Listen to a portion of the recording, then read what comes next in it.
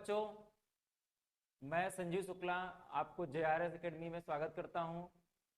मैं आपको बायोलॉजी पढ़ाने वाला हूं और आपका टॉपिक रहेगा एनसीईआरटी के तीसरा चैप्टर मानव जनन। चलिए शुरू करते हैं। सबसे पहले एनसीईआरटी में एक लाइन दी गई है ऊपर में जो लिखा हुआ है जरायुज वीवी पैरस। इसका मतलब ये होता है कि जो ऑर्गेनिज्म या जो जीव बच्चे प्रोड्यूस करते हैं उसे जरायुज कहते हैं। जैसे ह्यूमन क्या करता है, वो बच्चा प्रोड्यूस करता है, मतलब फीमेल जो होती है वो बच्चे पैदा करती हैं। इसलिए मानव जनन में जो ह्यूमंस होते हैं वो वीवी पैरस होते हैं। दूसरी टर्म्स आपकी है अंडायुज। अंडायुज क्या होती है, उसे कहते हैं ओवीपेरस। ओवीपेरस का मीनिंग ये होता है कि जो जीव यानी कि जो ऑर्गेनिज्म अंडे देते हैं, अंडे प्रोड्यूस करते हैं, उसे ओवीपेरस कहते हैं। मानव जनन में हमारा मेन टॉपिक ये रहेगा कि हमारी प्यूबर्टी स्टेज कब स्टार्ट होती है। प्यूबर्टी स्टेज को हिंदी में कहते हैं यौनारंभ। यौनारंभ अवस्था कब शुरू होती है? यौनारंभ अवस्था मेल और फीमेल दोनों में 14 वर्ष की आयु में शुरू हो जाती है। मेल में यौनारंभ की शुरुआत जब होती है तो उसमें क्या होती है, गैमीट प्रोड्यूस होती हैं। तो मेल का जो गैमीट प्रोड्यूस होगा उस गैमीट का नाम होता है स्पर्म, शुक्राणु। फीमेल का जो गैमीट बनेगा, फीमेल में जो गैमीट बनेगी उसे ओवम कहते हैं, जिसे अंडाणु कहते हैं। फीमेल में जब 14 वर्ष की आयु में प्यूबर्टी हिट करती है तो उस समय एक और चीज होती है, एक और स्टेज आती है जिसे मेंस्ट्रुअल साइकिल कहते हैं, मासिक चक्र। मेंस्ट्रुअल साइकिल फीमेल में जब पहली बार मेंस्ट्रुअल साइकिल स्टार्ट होती है तो उस अवस्था को या उस स्थिति को कहते हैं मेनार्क। रजोधर्म हिंदी में बोलते हैं। और मेंस्ट्रुअल साइकिल जो होती है वो 50 वर्ष की आयु में क्या हो जाती है, समाप्त हो जाती है। जो मेंस्ट्रुअल साइकिल होती है वो 14 वर्ष की आयु में शुरू होती है और 15 ईयर ओल्ड में समाप्त हो जाती है। 50 वर्ष की आयु में मेंस्ट्रुअल साइकिल समाप्त हो जाती है। तो समाप्त होने की अवस्था को कहते हैं, सॉरी यहाँ पे एक चीज गलती हो गई, ये जो है रजो दर्शन होता है, यहाँ पे रजोधर्म नहीं होता। दूसरा क्या है, जो 50 वर्ष की आयु में मेंस्ट्रुअल साइकिल समाप्त होती है उसे कहते हैं रजो निवृत्त, जिसे बोलते हैं मीनोपॉज। तो फीमेल में जो मेंस्ट्रुअल साइकिल शुरू होती है तो उस मेंस्ट्रुअल साइकिल शुरू होने की अवस्था को मेनार्क कहते हैं और ये 50 वर्ष की आयु में समाप्त हो जाती है, जिसे मीनोपॉज बोलते हैं। मेंस्ट्रुअल साइकिल जब समाप्त होती है तभी इनका गैमीट बनना भी बंद हो जाता है, यानी कि 50 वर्ष की आयु में गैमीट भी बंद हो जाएंगे बनना और मेंस्ट्रुअल साइकिल भी बंद हो जाती है। आगे देखते हैं हम लोग, आगे का टॉपिक पढ़ेंगे। अब शुरू करते हैं हम लोग। मानव जनन तंत्र में सबसे पहले पढ़ेंगे नर जनन तंत्र क्या होता है। नर जनन तंत्र में हम लोग एक एक करके पढ़ेंगे अलग अलग से। तो हमारा हेडिंग है नर जनन तंत्र, male reproductive system. Male reproductive system में एक एक करके हम लोग पहले देख लेते हैं, उसके बाद टॉपिक वाइज सबको इनको पढ़ते हैं। तो सबसे पहले हम लोग पढ़ेंगे नर जनन तंत्र में सबसे पहले आता है वृषण, जिसे टेस्टिस कहते हैं।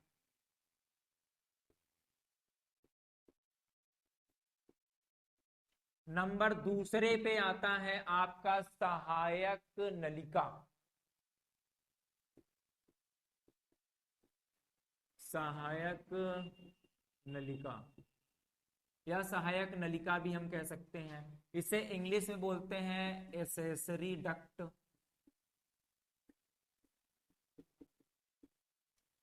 एसेसरी डक्ट हमारे में कई प्रकार के होते हैं।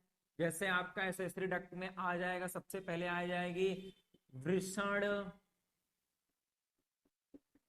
जालिका, रेटी टेस्टी से बोलते हैं इंग्लिश में। दूसरे नंबर पे आता है वृषण,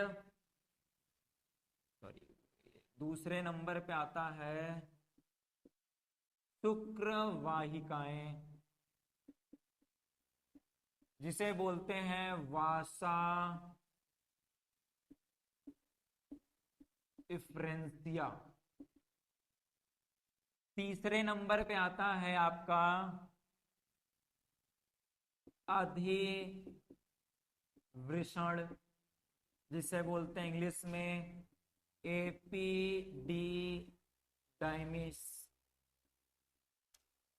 अगला जो नंबर रहेगा वो हमारा रहेगा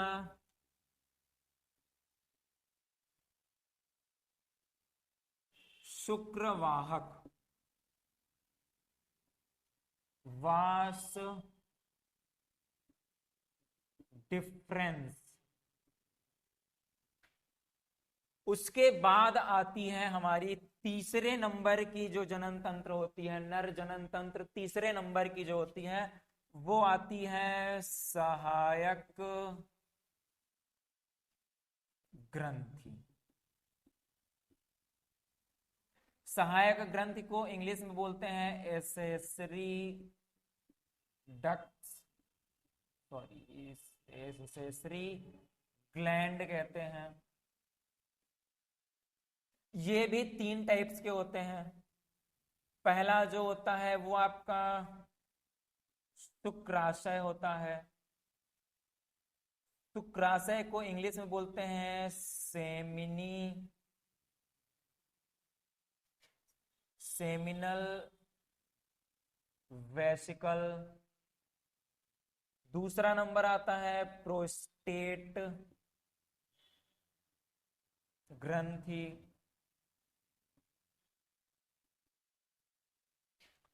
ग्लैंड। तीसरे पे आ जाएगा आपका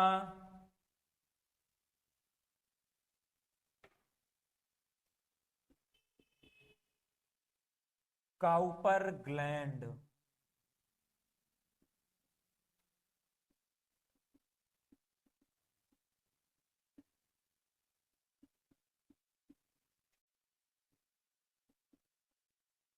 काउपर ग्लैंड का एक दूसरा नाम होता है बल्बो यूरेथ्रल, बल्बो यूरेथ्रल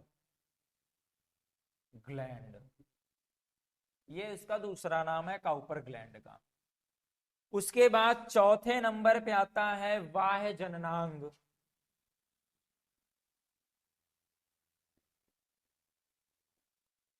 इसे बोलते हैं इंग्लिश में एक्सटर्नल जेनेटेलिया। एक्सटर्नल जेनेटेलिया में केवल एक होती है, जिसे कहते हैं शिश्न शिश्न को इंग्लिश में बोलते हैं पेनिस। ये पूरा मिला के हमारा नर जनन तंत्र बनता है। तो नर जनन तंत्र में सबसे पहले आती है वृषण, जिसे टेस्टिस कहते हैं। दूसरे नंबर पे आती है सहायक नलिका, जिसे इंग्लिश में एसेसरी डक्ट बोलते हैं। एसेसरी डक्ट में आपके आएंगे वृषण जालिका, रेटिटेस्टी कहते हैं। फिर आती है शुक्र वाहिकाएं, जिसे वासा एफ्रेंसिया कहते हैं। फिर आती है अधिवृषण, जिसे एपिडिडाइमिस कहते हैं। उसके बाद आता है शुक्रवाहक, जिसे वास डिफरेंस कहते हैं। तीसरे नंबर पे आती है हमारी मेल रिप्रोडक्टिव सिस्टम, सहायक ग्रंथियां, जिसे एसेसरी ग्लैंड कहते हैं। इसमें से हम देखेंगे सबसे पहले सहायक ग्रंथियों में या एसेसरी ग्लैंड में आती है सेमिनल वेसिकल, फिर आती है प्रोस्टेट ग्लैंड, उसके बाद आती है काउपर ग्लैंड, जिसे दूसरे नाम से बल्बो यूरेथ्रल ग्लैंड भी कहते हैं। उसके बाद चौथे नंबर पे हमारा नर जनन तंत्र आती है, जो बाह्य जननांग होती है, एक्सटर्नल जेनेटेलिया। इसमें से हमको दो चीज और पढ़नी है। क्या देखना है, देखते हैं। ये आपको पता चल गया ना पूरा का पूरा नर जनन तंत्र क्या होता है। तो नर जनन तंत्र में हम आपको सारी नाम बता दिए, सारे चीजें, ये सारी चीजें आपस में मिलकर मेल रिप्रोडक्टिव सिस्टम बनाती है। तो हमारी एनसीईआरटी ये कहती है कि नर जनन तंत्र जो होती है, वो नर जनन तंत्र में जो टेस्टिस होती है, जिसे वृषण कहते हैं, ये प्राथमिक जनन अंग होता है। प्राथमिक जनन अंग है वृषण, यानी टेस्टिस प्राथमिक जनन अंग है, जिसे इंग्लिश में बोलते हैं प्राइमरी सेक्स ऑर्गन। तो प्राइमरी सेक्स ऑर्गन आपको पता चल गया, वृषण होता है, टेस्टिस होती हैं। बाकी मैंने जितने नाम आपको कराए हैं, ये सभी के सभी क्या होते हैं, सहायक जनन अंग होते हैं, जिसे बोलते हैं इंग्लिश में एसेसरी सेक्स ऑर्गन। आपको ये पता होना चाहिए कि मेल रिप्रोडक्टिव सिस्टम में प्राइमरी सेक्स ऑर्गन कौन सा है। तो आप आराम से आंसर दे सकते हैं, टेस्टिस यानी वृषण होती है। टेस्टिस को छोड़कर जितने भी सेक्स और जितने भी रिप्रोडक्टिव सिस्टम मैंने आपको बताए हैं, वो सभी रिप्रोडक्टिव सिस्टम्स जो होते हैं वो सहायक जनन अंग होते हैं, एसेसरी ग्लैंड होते हैं। अब हम पढ़ेंगे कि नर जनन तंत्र जो होती है वो कहाँ स्थित होती है, हमारे शरीर में के ऐसे कौन से पार्ट होते हैं, ऐसे कौन से पार्ट में स्थित होते हैं, हम वो पढ़ने वाले हैं। तो देखते हैं आगे।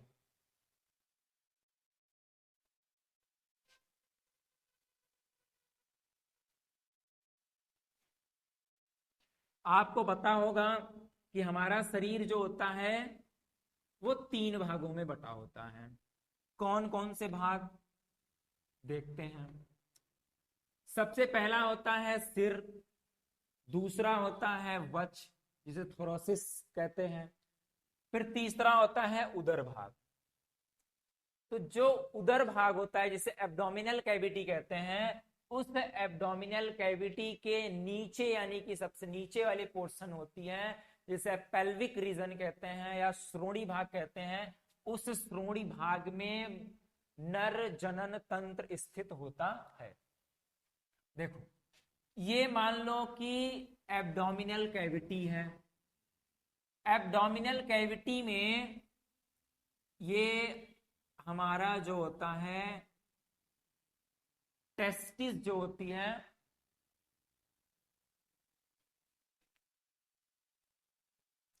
ये जो एब्डोमिनल कैविटी है, ये देखिए आप इस तरीके से, ये एब्डोमिनल कैविटी है। तो एब्डोमिनल कैविटी के नीचे वाली पोर्शन जो होती है, इस नीचे वाली पोर्शन को कहते हैं श्रोणी भाग, जिसे इंग्लिश में बोलते हैं पेल्विक रीजन। इसे पेल्विक रीजन कहते हैं। तो मानव जनन तंत्र जो होता है, मानव जनन तंत्र, आप चाहे उसमें फीमेल का पढ़ेंगे चाहे मेल का पढ़ेंगे, मेल और फीमेल दोनों श्रोणी भाग यानी कि पेल्विक रीजन में स्थित होती हैं। और पेल्विक रीजन कहाँ होता है? एब्डोमिनल कैविटी में, यानी कि उदर भाग में स्थित होता है। हमारी जो श्रोणी भाग होती है, तो श्रोणी भाग में एक ओपनिंग होती है, ये ओपनिंग, इस ओपनिंग को कहते हैं, ये देखिए ये ओपनिंग होती है, इस ओपनिंग को बोलते हैं इनग्यूनल कैनाल। इनग्यूनल कैनाल यानी कि श्रोणी भाग में जो एक छिद्र होती है या एक ओपनिंग कह सकते हैं, इस ओपनिंग से टेस्टिस में ब्लड वेसल्स और रुधिर वाहिनियां जिसे कहते हैं इंग्लिश में, और मसल्स वगैरह एब्डोमिनल से जुड़े होते हैं। जो इसमें मसल लगे होते हैं, मसल्स पाए जाते हैं यानी पेशियां पाई जाती हैं, वो सभी पेशियां क्या होती है? एब्डोमिनल कैविटी के श्रोणी भाग या कह सकते हैं आप एब्डोमिनल कैविटी से जुड़ी होती हैं। तो ये इसी रीजन से क्या होती हैं? हमारी सारी मसल्स आती हैं। तो आपको पता चल गया है कि जो टेस्टिस होती है वो श्रोणी भाग में स्थित होती है, या आप पूरी तरह से कह सकते हो कि मेल गैमीट जो होती है यही टेस्टिस में बनती है। तो हम आपको बताते हैं, सबसे पहले देखते हैं जो टेस्टिस है, टेस्टिस के बाहर की साइड में या बाहर की तरफ एक खोल पाई जाती है, खोल भी कह सकते हैं या पाउच भी कह सकते हैं। तो टेस्टिस के चारों ओर ये देखिए बीच में टेस्टिस होगी, अभी मैं बताऊंगा आपको टेस्टिस कहाँ स्थित होती है। तो टेस्टिस के बाहर की साइड में एक लेयर पाई जाती है, ये लेयर जिसे स्किन कहते हैं। अब इसी स्किन से जुड़ा हुआ हमारे पास एक स्केलेटन मसल्स की लेयर होती है, ये देखो ये स्किन से जस्ट जुड़ा हुआ, सटा हुआ भी कह सकते हैं आप, एक लेयर पाई जाती है, इस लेयर को कहते हैं, ये लेयर जो बना होता है, ये लेयर बना होता है स्केलेटन मसल्स का, इस तरीके से ये स्केलेटन मसल का बना होता है। और इस स्केलेटन मसल्स वाली लेयर को कहते हैं क्रीमेस्टर मसल, क्रीमेस्टर मसल, जो कि किससे बना होता है? स्केलेटन मसल से, स्केलेटन। स्केलेटन मसल के बाद एक लेयर और आती है, मसल्स की लेयर होती है जो स्मूथ मसल की बनी होती है। तो एक लेयर हम लोग और बनाते हैं,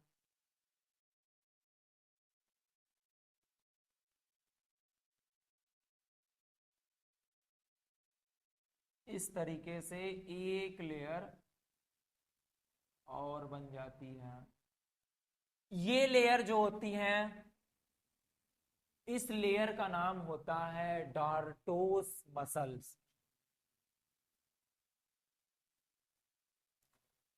डार्टोस मसल। इस ये जो बनी होती है स्मूथ मसल की बनी होती है। अब ये जानते हैं कि ये मसल्स होते क्यों, क्या काम होता है इस मसल्स का। देखो जो हमारी स्केलेटन मसल्स होती हैं और जो स्मूथ मसल्स होती हैं वो एब्डोमिनल कैविटी से जुड़ी होती है। तो स्केलेटन मसल्स जो होती हैं वो जब ठंडी का मौसम आता है या टेम्परेचर जब लो हो जाती है, तो इस स्क्रोटम को क्या कर लेती है? एब्डोमिनल अपने ओर खींच लेती है।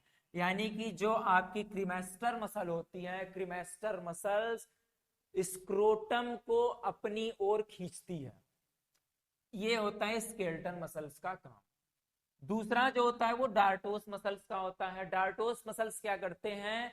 ये कॉन्ट्रैक्ट कराती है, मतलब कि क्या होती है, जब ठंडी का मौसम यानी कि आप कह सकते हो कि जब टेम्परेचर लो हो जाती है, तो उस समय जो स्क्रोटम होती है वो स्क्रोटम क्या हो जाती है, कॉन्ट्रैक्ट हो जाती है, कॉम्पैक्ट हो जाती है, मतलब कि पूरी तरह से सिकुड़ जाती है। तो स्मूथ मसल्स का काम होता है सिकुड़ना, और स्केलेटन मसल्स का काम होता है, यानी क्रीमेस्टर का काम होता है वो ऊपर की ओर खींचना। इस तरीके से हमारे दोनों मसल्स का काम पता चल गया। अब आती है एक बात और, जो स्क्रोटम होती है, यानी कि देखो ये जो पूरा का पूरा क्रीमेस्टर मसल्स और आपकी डार्टोस मसल्स और स्किन, ये सभी आपस में मिलकर बनाती हैं स्क्रोटम। स्क्रोटम, स्क्रोटम को हिंदी में बोलते हैं वृषण कोश। वृषण कोश का मतलब होता है कि हमारी जो टेस्टिस होती है, हमारी जो वृषण होती है, वो वृषण के बाहर की साइड में खोल लगी होती है। तो ये जो तीनों लेयर हम लोगों ने पढ़ा, ये तीनों लेयर मिला के टेस्टिस यानी वृषण की क्या होती है, खोल होती है। इसे खोल को इंग्लिश में स्क्रोटम बोलते हैं और हिंदी में बोलते हैं वृषण कोश। अब इन वृषण कोश में एक क्या होती है, लाइन ऐसे पाई जाती है, यानी कि वृषण कोश जो होता है वो दो भागों में क्या हो जाती है, डिवाइड हो जाती है। ये लाइन जो होती है ये मसल्स की ही बनी होती है, जो स्मूथ मसल्स होती हैं, ये लाइन भी क्या होती है, मसल्स की बनी होती है। इस लाइन को बोलते हैं स्क्रोटल सेप्टम। मीन्स क्या होता है कि एक बीच में लेयर पाई जाती है जो कि दाएं और बाएं भाग बनाती है। ठीक है, अब इस दाएं और बाएं भाग में एक क्या पाई जाती हैं, अंडे आकार की आकृतियां पाई जाती हैं। दाएं साइड में भी होती हैं और बाएं साइड में, यानी कि राइट और लेफ्ट दोनों साइड में अंडाकार संरचना पाई जाती है, ओवल स्ट्रक्चर पाई जाती हैं, जिसे कहते हैं वृषण, यानी कि इंग्लिश में बोलते हैं टेस्टिस। क्या समझे अभी आप तक? अभी हमारी वृषण कोश में यानी स्क्रोटम में एक जोड़ी अंडाकार संरचना पाई जाती है या ओवल स्ट्रक्चर पाई जाती हैं, जिसे कहते हैं टेस्टिस। ये टेस्टिस क्या होती है, मेल में एक जोड़ी पाई जाती है। एक जोड़ी का मतलब होता है दो टेस्टिस पाई जाती हैं। टेस्टिस की जो लंबाई होती है, हम लोग यहीं पढ़ लेते हैं, टेस्टिस की जो लंबाई होती है, लेंथ, टेस्टिस की जो लेंथ होती है वो 4 से 5 सेंटीमीटर होती है। 4 से 5 सेंटीमीटर टेस्टिस की लंबाई होती है, और जो चौड़ाई होती है टेस्टिस की, चौड़ाई जो होती है, विड्थ होती है, वो 2 से 3 सेंटीमीटर होती है। तो हमको ये पता चल गया है कि जो हमारी टेस्टिस होती हैं, उस टेस्टिस की लंबाई जो होती है वो 4 से 5 सेंटीमीटर होती है, और चौड़ाई जो होती है वो 2 से 3 सेंटीमीटर होती है। आगे देखते हैं, हम लोग लंबाई जान गए, एक पॉइंट और देखते हैं। अगली पॉइंट क्या है, पढ़ लेते हैं वो भी। अगली पॉइंट ये है कि आप सब जानते हैं कि हमारे शरीर का जो टेम्परेचर होता है वो 37 डिग्री सेल्सियस होती है। हमारे शरीर का जो न्यूनतम तापमान होता है वो 37 डिग्री सेल्सियस होता है, यानी 37 डिग्री सेल्सियस तापमान होता है। तो उसमें क्या होता है कि 37 डिग्री सेल्सियस तापमान में पूरे शरीर का तापमान है, लेकिन हमारा जो टेस्टिस होता है, जो हमारा वृषण होता है, इसका तापमान जो होता है वो हमारे शरीर के तापमान से 2 से 2.5 सेंटीग्रेड, यानी कि 2 से 2.5 डिग्री सेल्सियस तापमान क्या होती है, कम होती है।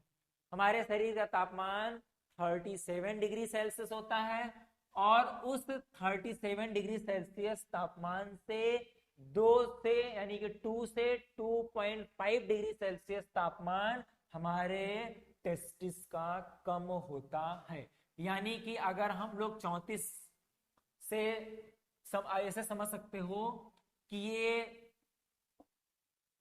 इतने से इतने डिग्री सेल्सियस तापमान हो सकता है। हमारे जो टेस्टिस होती हैं, वो टेस्टिस का सामान्य तापमान अगर कोई पूछेगा तो आपसे यही पूछेगा कि हमारे शरीर के तापमान से कितनी डिग्री सेल्सियस तापमान टेस्टिस का कम होता है, तो 2 से 2.5 डिग्री सेल्सियस तापमान से कम होता है हमारे शरीर के तापमान से। इस तरीके से हम लोगों ने ये पढ़ा। आगे देखते हैं अब टेस्टिस में और क्या क्या चीजें पाई जाती हैं। तो सबसे पहले हम लोग देखते हैं टेस्टिस के अंदर, यानी टेस्टिस की संरचना देखते हैं कि टेस्टिस की संरचना में क्या क्या पाई जाती हैं।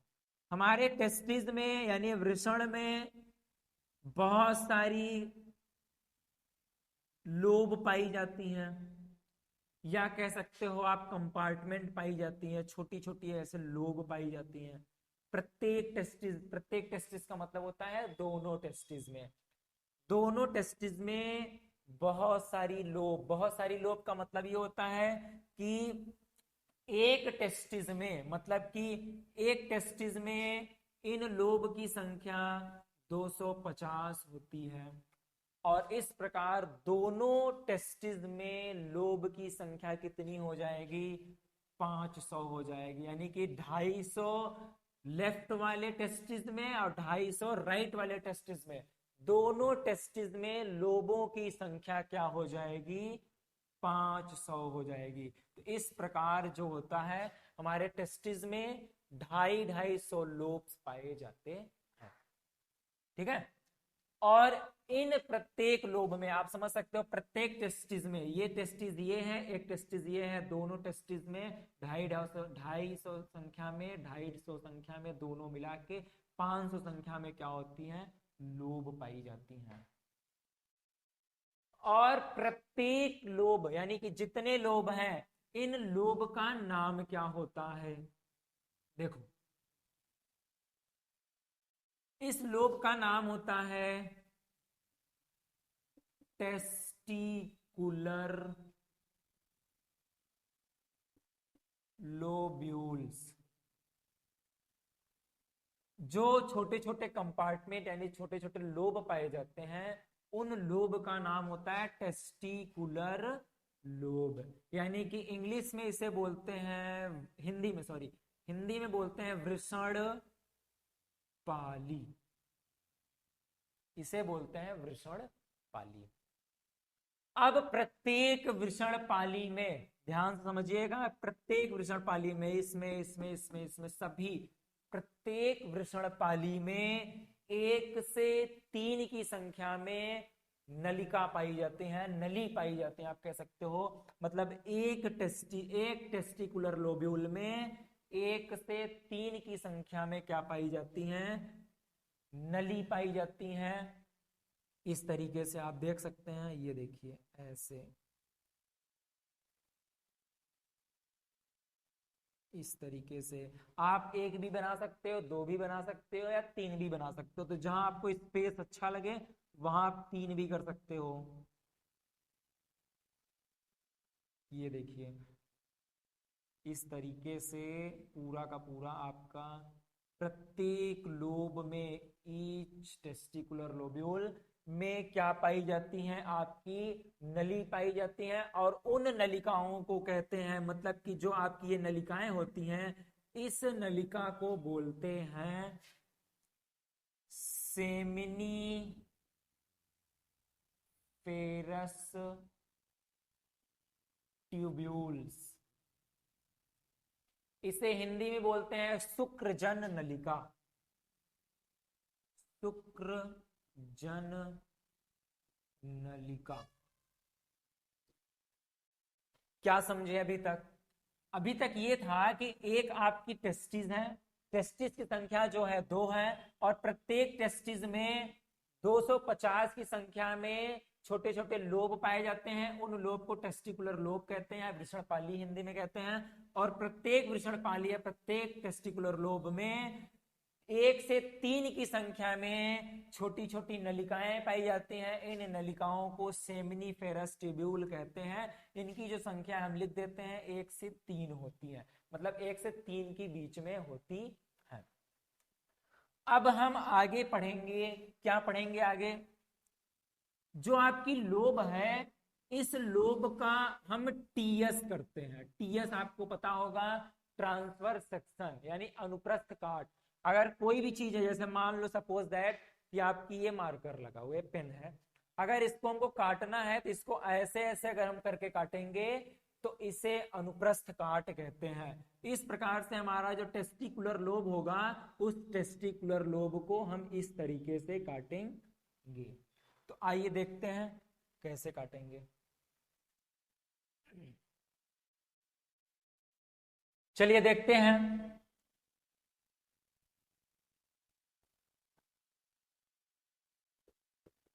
अनुप्रस्थ काट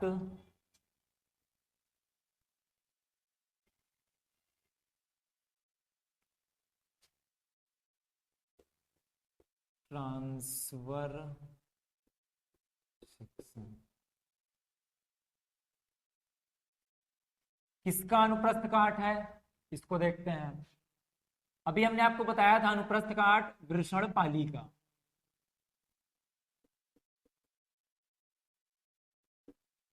टेस्टिकुलर लोब्यूल, टेस्टिकुलर लोब्यूल का अनुप्रस्थ काट हम लोग पढ़ेंगे। उसको जब काटेंगे तो काटने के बाद ऐसी संरचना दिखाई देगी इस तरीके से। ये पूरा का पूरा आपका क्या है, टेस्टिकुलर लोब्यूल है। और इस टेस्टिकुलर लोब्यूल में आपकी ये क्या होती है, ट्यूब पाई जाती है। उस ट्यूब का नाम क्या होता है, सेमिनिफेरस ट्यूब्यूल। तो सेमिनिफेरस ट्यूब्यूल यानी कि जो ये वाली संरचना है, इस सेमिनिफेरस ट्यूब्यूल के बीच बीच में क्या पाई जाती हैं, स्पेस पाई जाती हैं, जिसे इंटरस्टिशियल स्पेस कहते हैं। और यहां पे इसी स्पेस में, इंटरस्टिशियल स्पेस में ऐसी छोटी छोटी सेल्स पाई जाती हैं। इन सेल का नाम होता है लेडिग सेल। और ये वाली जो संरचना है, ये एक लेडिक सेल आप यहां भी बना सकते हैं, आप बनाना चाहें तो इस तरीके से। तो पूरा का पूरा ये जो टेस्टिकुलर लोब का जगह खाली है, जो पूरी स्पेस है, इसे इंटरस्टिशियल स्पेस कहते हैं। और इसमें छोटी छोटी सेल्स पाई जाते हैं, जिसे लीडिंग सेल कहते हैं। इस टेस्टिकुलर लोब में जो आपकी सेमिनिफेरस ट्यूब्यूल पाई जाती हैं, इस सेमिनिफेरस ट्यूब्यूल का जब अनुप्रस्थ काट देखेंगे यानी ट्रांसफर सेक्शन देखेंगे, तो ये इस तरीके से दिखाई देगा, ऐसे करके। इस तरीके से बहुत सारी संरचनाएं ऐसे करके दिखाई देंगी।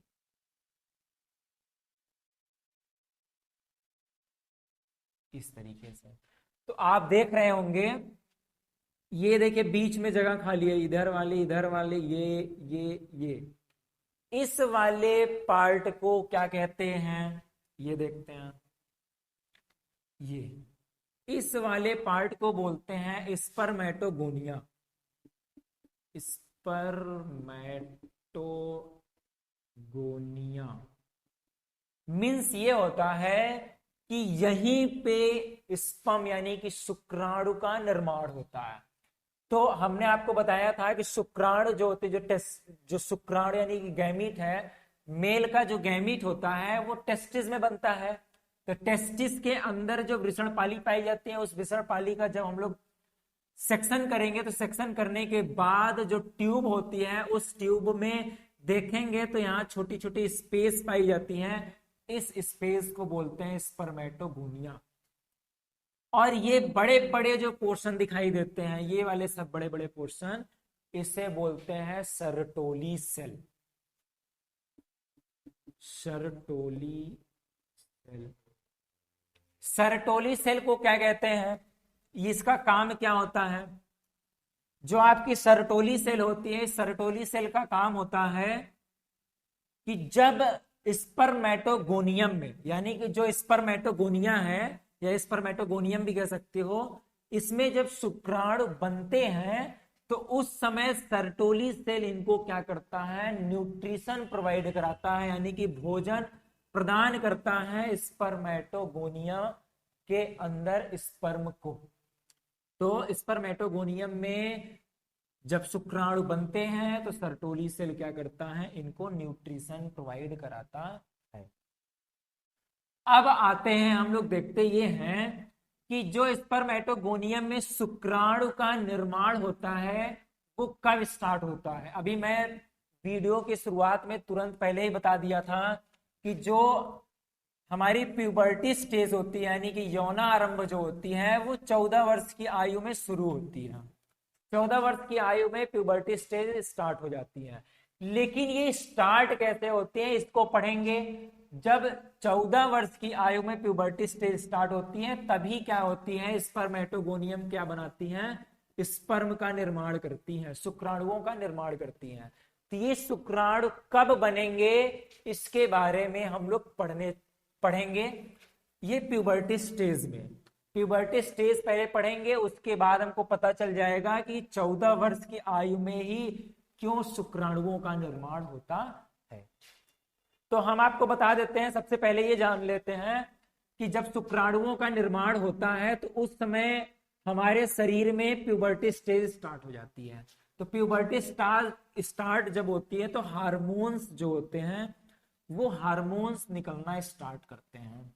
हार्मोन्स के निकलने से ही हमारे अंदर यौना आरंभ की स्थिति शुरू होती है। तो जो हार्मोन्स निकलते हैं तो उसमें से सबसे पहले हम हार्मोन्स निकलना शुरू करते हैं। तो हार्मोन्स निकलेंगे कैसे ये देखते हैं। जब आपका ह्यूमंस या ह्यूमंस भी कह सकते हो, या आप मेल और फीमेल भी अलग अलग तरीके से भी समझ सकते हो। तो यहां हम लोग सबसे पहले मेल के बारे में पढ़ रहे हैं तो मेल का ही समझेंगे। तो मेल में देखते हैं कि प्यूबर्टी स्टेज कब शुरू होती है। हमारे ब्रेन में एक हाइपोथैलेमस ग्लैंड पाई जाती है। ब्रेन में हाइपोथैलेमस ग्लैंड पाई जाती है।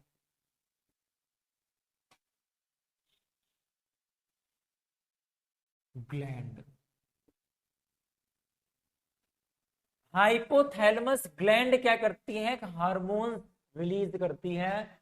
उस हार्मोन का नाम होता है gonadotropin releasing hormone.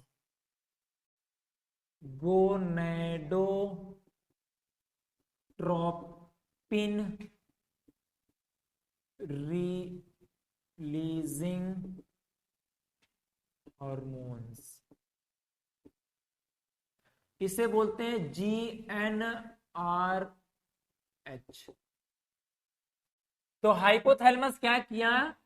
GnRH release किया, यानी कि गोनेडोट्रोपिन रिलीजिंग हार्मोन। और ये गोनेडोट्रोपिन रिलीजिंग हार्मोन्स मेल और फीमेल में दोनों में निकलते हैं, दोनों में रिलीज होते हैं, ये जान लीजिएगा। फिर ये हार्मोन्स जो होते हैं, पहले बात तो आपको बता दें, हार्मोन्स जो होते हैं जब रिलीज होते हैं यानी निकलते हैं तो वो सीधे ब्लड में आते हैं। हार्मोन्स किसी ग्रंथि के माध्यम से कहीं नहीं जाते हैं। तो वो हार्मोन्स डायरेक्ट क्या होती है? ब्लड में आती है। तो आपका GnRH जब ब्लड में जाएगा तो ब्लड हमारे शरीर में सर्कुलेट करेगा। तो उस समय ये GnRH कहां पे पहुंचेगी? पीयूष ग्रंथि के पास, जिसे इंग्लिश में पिट्यूटरी ग्लैंड कहते हैं। पिट्यूटरी ग्लैंड के पास आएगी। जब पिट्यूटरी ग्लैंड के पास ये हार्मोन्स आएगी तो पिट्यूटरी ग्लैंड दो हार्मोन्स निकालना शुरू करेंगी। इस तरीके से पिट्यूटरी ग्लैंड दो हार्मोन्स निकालेंगी। एक जो होता है LH होता है, और एक जो होता है उसे FSH कहते हैं। इसका पूरा नाम जो होता है वो फॉलिकल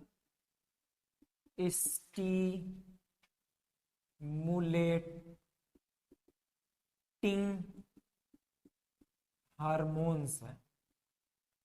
और ल्यूटिनाइजिंग हार्मोन्स यानी एलएच का पूरा नाम होता है ल्यूटिनाइजिंग हार्मोन्स। तो पिट्यूटरी ग्लैंड क्या किया, दो हार्मोन्स रिलीज किया। दोनों हार्मोन्स का नाम क्या है, एक का एलएच नाम है, एक का एफएस नाम है। एलएच का एक दूसरा नाम भी होता है, उस दूसरे नाम को कहते हैं ICSH। दूसरा नाम क्या है, इसका पूरा नाम जान लेते हैं। इसे बोलते हैं interstitial cell stimulating hormones. Pituitary gland दो हार्मोन्स रिलीज की, एक आपका ये हार्मोन्स रिलीज हुआ और एक आपका ये हार्मोन्स रिलीज हुआ। हम लोग मेल के बारे में पढ़ रहे हैं तो मेल को समझेंगे।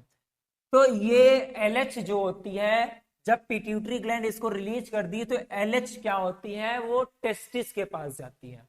तो ध्यान से समझिएगा, अभी मैंने एक चीज आपको समझाया था कि जो आपकी इसका टीएस था, इस टीएस में हमारे दो आपके सेमनीफेरस ट्यूब्यूल के कटिंग थे और एक क्या था, लोब्यूल के थे। तो यहाँ पे एक सेल पाई गई थी जिसे हम लोग नाम दिए थे लेडिक सेल। तो ये एलएच जो होती है वो लीडिंग सेल के पास जाती है। तो लीडिंग सेल के पास जब जाएगी तो वहां कहती है या बताते हैं या इंक्रीज करवाती हैं। तो लीडिंग सेल के पास जब आपका एलएच जाएगा तो लीडिंग सेल एक हार्मोन्स रिलीज करते हैं और उस हार्मोन्स का नाम होता है टेस्टोस्टेरोन। क्या समझे? पिट्यूटरी ग्लैंड जो होता है वो एलएच निकालेगी और एलएच जो होगा वो टेस्टीज में जाएगा। तो टेस्टीज के अंदर जो होती हैं लीडिंग सेल पाई जाती हैं और ये लीडिंग सेल क्या करती हैं, फिर इंक्रीज कराती हैं टेस्टोस्टेरोन हार्मोन्स।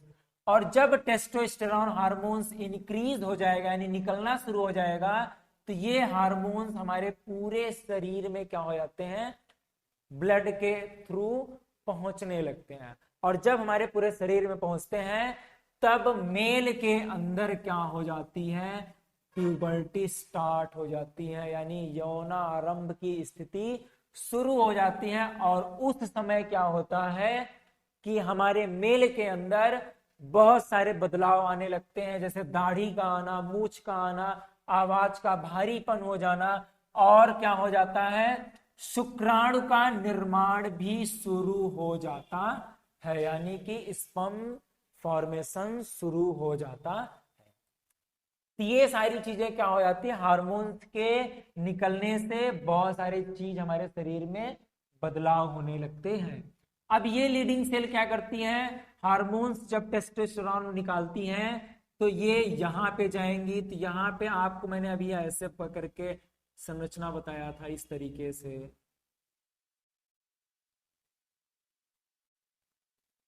यहां पे जो ये छोटे छोटे स्पेस हैं, इस छोटे छोटे स्पेस का नाम दिया था स्पर्मेटोगोनिया। ठीक है, उसके बाद ये वाली नाम थी सर्टोली सेल, इसे सर्टोली सेल कहते हैं। तो सर्टोली सेल में क्या होगा, ध्यान से समझिएगा कि सर्टोली सेल क्या किया था, अभी मैंने बताया था आपको, सर्टोली सेल क्या किया था, इसको दिया था न्यूट्रिशन। किसको न्यूट्रिशन दिया था, स्पर्म को न्यूट्रिशन दिया था। अब स्पर्म को क्या किया, इसने न्यूट्रिशन प्रोवाइड किया, तब जाके क्या होते हैं, न्यूट्रिशन जब मिलती है तब स्पर्म और अच्छे बनते हैं। तो यहाँ पे क्या है कि जो आपका टेस्टोस्टेरोन हार्मोन था वो स्पर्मेटोगोनियम के अंदर चला गया, या आप कह सकते हो कि सेमिनिफेरस ट्यूब्यूल के अंदर क्या हो गया, वो चला गया। वहां जाने के बाद ही स्पर्मेटोगोनिया क्या करती है, स्पर्म का निर्माण करती है, स्पर्म बनाना शुरू कर देती है। तो इस तरीके से गैमीट का फॉर्मेशन होता है। और देखो ध्यान से, जब टेस्टोस्टेरॉन हार्मोन्स यहां पे पहुंचता है तो ये निकलने का प्रयास करता है, तो ये न निकल पाए इसके लिए फॉलिकल स्टिमुलेटिंग हार्मोन्स क्या करता है, एक बाइंडिंग प्रोटीन इंक्रीज करता है। उस बाइंडिंग प्रोटीन का नाम होता है androgen binding protein. Androgen binding protein क्या करती है, यहां पे जो टेस्टोस्टेरॉन गई होती है, टेस्टोस्टेरॉन जो जाता है वो बाहर ना निकल पाए, इसलिए एंड्रोजन बाइंडिंग प्रोटीन क्या करती है, फॉलिकल स्टिमुलेटिंग हार्मोन्स इंक्रीज करा देती है, जिससे टेस्टोस्टेरॉन हार्मोन्स यहीं पे क्या हो जाते हैं, स्थित हो जाते हैं, बंध जाते हैं, वो बाहर की ओर नहीं निकल पाते हैं, बाइंड कर जाते हैं, और फिर ये हार्मोन्स क्या करते हैं, स्पर्म का निर्माण शुरू कर देते हैं। इस तरीके से क्या हो जाता है, टेस्टोस्टेरॉन हार्मोन्स स्पर्म का निर्माण शुरू करते हैं। तो आज की क्लास हम लोग यहीं पे खत्म करते हैं, और वीडियो अच्छा लगा हो तो लाइक करिए, शेयर करिए, सब्सक्राइब करिए। कल मिलते हैं नेक्स्ट क्लास में। For more videos, like, share and subscribe. Also press the bell icon.